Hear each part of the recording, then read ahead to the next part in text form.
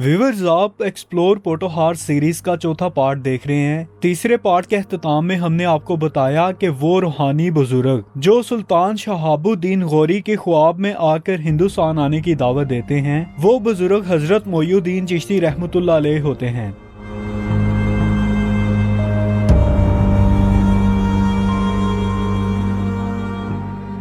हजरत मोइनुद्दीन चिश्ती रहमतुल्लाह अलैह कुछ ही अरसा पहले तक अजमेर शरीफ पहुंचे थे। अजमेर शरीफ तशरीफ लाने से पहले आपने बगदाद शरीफ में हजरत शेख अब्दुल कादिर जिलानी की सोहबत से फैज हासिल किया और हिंदुस्तान आने से पहले आपको इसकी खुशखबरी और बशारत खुद रोज़ा मुबारक रसूलुल्लाह सल्लल्लाहु अलैहि वसल्लम के दरबार पर हाजिरी के वक्त दी गई। और ये भी बुजुर्गों ने किताबों में लिखा है कि सुल्तानुल हिंद का खिताब खुद हजूर सल्लल्लाहु अलैहि वसल्लम ने एक रूहानी वारदात में हजरत मोइनुद्दीन चिश्ती को अता किया था। हजूर सल्लल्लाहु अलैहि वसल्लम की तरफ से सुल्तानुल हिंद का खिताब पाने के बाद आप हिंदुस्तान तशरीफ लाते हैं और अजमेर के मुकाम पर अपना मरकज बनाते हैं, जिसकी तफसील हम आपको बता चुके हैं कि यहाँ ना कोई मुस्लिम हुकूमत और सल्तनत होती है और ना ही इनकी हिफाजत का कोई इंतजाम। वहशी जंगजू हिंदू राजपूतों के दरमियान बैठकर आप तौहीद और इस्लाम का पैगाम देना शुरू करते हैं। 1192 में अब तराइन के मैदान में सुल्तान शहाबुद्दीन मोहम्मद गौरी अपनी 1.25 लाख फौज के साथ 5 लाख की फौज और 3000 हाथियों के मुकाबले में सफारा होते हैं। अब की दफा सुल्तान बहुत ही मोहतात मगर जारहाना स्ट्रेटेजी डिप्लॉय करते हैं। अपनी फौज को 5 हिस्सों में तकसीम किया जाता है और हिकमत अमली ये बनाई जाती है कि एक हिस्सा रिजर्व होगा, 4 हिस्से बैटलफील्ड के पीछे होंगे और एक वक्त में एक हिस्सा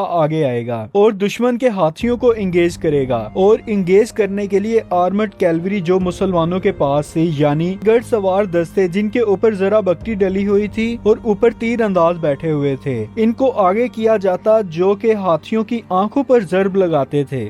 और जब ये दस्ते थक जाते तो पीछे हट जाते और दूसरा जंगी दस्ता आगे बढ़कर इस जंगी कार्रवाई को शुरू करता। इसके नतीजे में ये हुआ कि हिंदुस्तानी फौज को मैदान जंग में आराम और सुकून नहीं मिल सका, लेकिन मुसलमान फौज के दस्ते हर थोड़ी देर बाद ताज़ा दम हो जाते और दोबारा पलट कर आते और हमला करते। ये लड़ाई शाम तक जारी रहती है। आखिरकार हिंदू फौज पूरी तरह थक जाती है और उनके हाथियों के बड़े मरकज को तोड़ दिया जाता है। जब हाथियों की दीवार आगे से हटती है तो शहाबुद्दीन मोहम्मद गौरी ऐन मगरिब के वक्त अपने मरकज को लेकर अपनी रिजर्व फौज को लेकर बराए रास्त पृथ्वीराज की तरफ चार्ज करते हैं और एक घुमसान लड़ाई शुरू होती है। मरकज कमजोर हो जाने की वजह से इनकी तमाम हिंदू फौज जो के चारों तरफ भारी फिनिशिंग के साथ होती है, इसको भी घेर लिया जाता है और अब तमाम मुसलमान फौज चारों तरफ से हिंदू फौज को घेरे में लेकर एक शदीद लड़ाई का आगाज करती है। हाथियों के वापस पलटने की वजह से खुद ही राजपूतों की फौज अपने पैरों तले रोंदी चली जाती है और पृथ्वीराज की फौज की सफ़ें उलट जाती हैं।